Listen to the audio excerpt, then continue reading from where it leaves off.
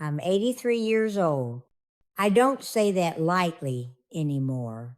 Every time I say my age out loud, it feels like I'm counting what's left instead of what's past. There's something I've never told my family, not my husband when he was alive, not my children, not even myself, not honestly, not all the way through. But when you reach this age, secrets stop feeling like protection. They start feeling like weight. I'm telling this now because I don't need forgiveness. I don't need understanding. I'm telling it because the truth doesn't deserve to die with me. I wake up very early these days, not because I want to, but because sleep doesn't hold me the way it used to.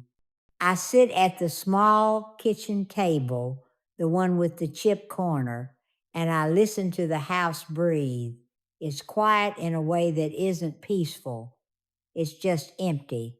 My children call sometimes. They're polite, kind even, but distant. They have their own lives, their own worries. I don't blame them. I just notice it. I've had a long time to notice things. People think families fall apart because of explosions, big betrayals, screaming matches, someone walking out and never coming back. That happens sometimes, I'm sure, but that wasn't us. We stayed together. We just stopped being close. The secret I kept didn't destroy my family overnight. It didn't shatter anything in a way you could point to. It worked slowly, quietly, like rust. It began when I was 29. My husband had surprised me with a cruise, a real one, not a weekend thing, 29 days. He said I deserved it. He couldn't come because of work, but he insisted I go. He said I needed rest. He said I'd come back glowing. I remember standing on the deck the first night, holding the railing, watching the lights of the port shrink into the dark. I felt something then that I hadn't felt in years. I felt seen by the world. On the ship, nobody knew me as a wife or a mother or someone's employee. I was just a woman with a name on a door and time on her hands. I wore dresses I hadn't worn since before children. I ate slowly. I laughed more easily. And then there was him. I won't say his name. Not because I'm protecting him, but because it doesn't matter anymore. He was kind, attentive. He listened in a way that made me feel like my words were landing somewhere soft instead of disappearing into routine. We talked. At first, that was all. About books, music, the places we'd been, the places we hadn't. He asked me questions no one had asked me in years. Not about logistics, about thoughts. I told myself it was harmless. I told myself it was just company. That's how most things start. Somewhere between one port and another, between shared breakfasts and long walks, I crossed a line I pretended not to see. I didn't wake up one day and decide to betray my life. I drifted there. I fell in love. I didn't plan to, I didn't want to, but I did. And then, just as quietly, he pulled away. He told me he'd been married longer than he'd said, that he never intended to change his life, that what we had was real but temporary, like the ocean around us, always moving, never staying. I remember standing in my cabin after he told me, holding a towel in my hands, folding it again and again, even though it was already neat. My heart didn't break loudly, it just cracked and kept on beating.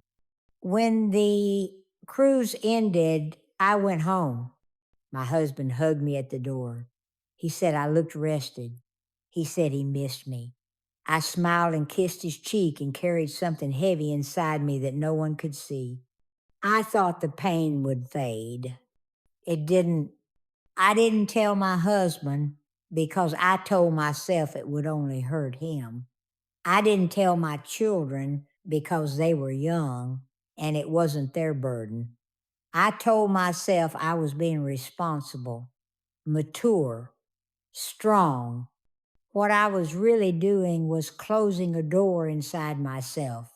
After that, I was different, not dramatically, not in a way anyone could accuse me of, but I was less present, less patient, less warm.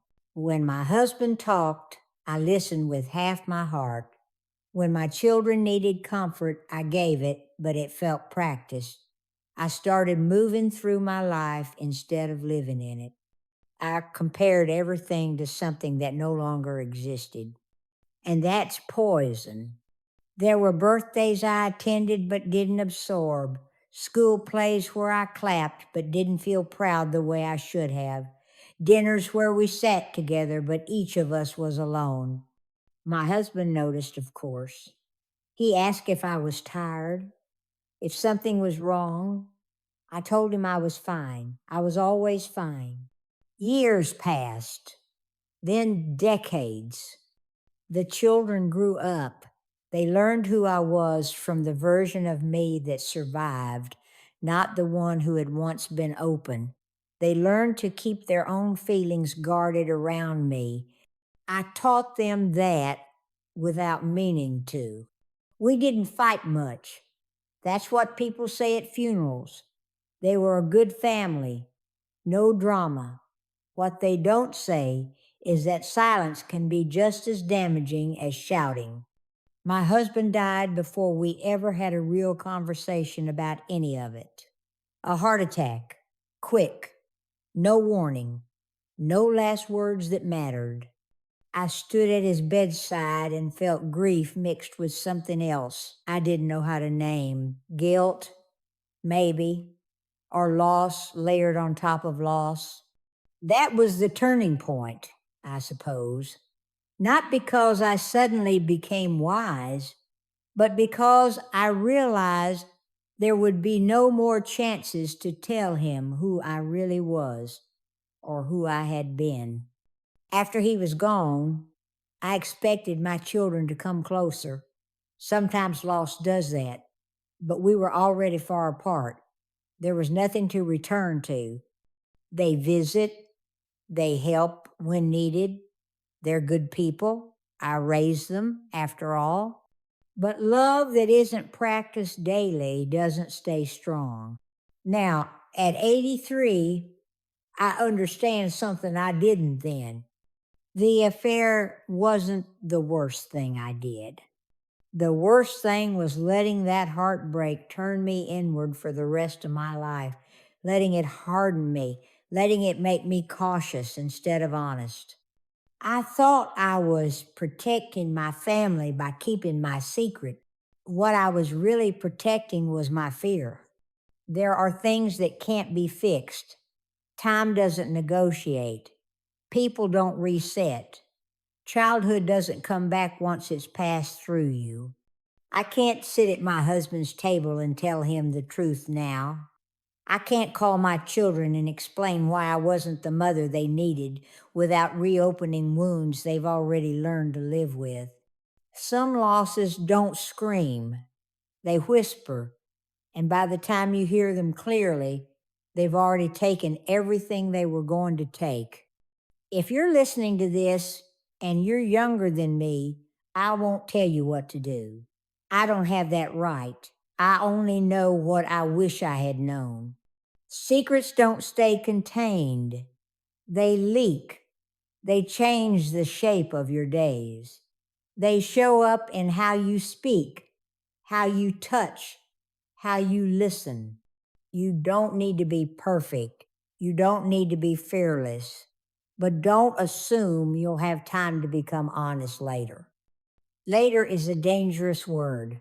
I have some time left. Not much, but some. I spend it quietly. I water my plants. I reread books. I look at old photographs and try to remember who that woman was before she decided silence was safer than truth. I've made peace with what I can. This isn't a warning. It's not advice. It's just a life laid bare at the end of it. If this meant something to you, hold it gently. And if it stirred something, don't wait as long as I did. That's all I wanted to say.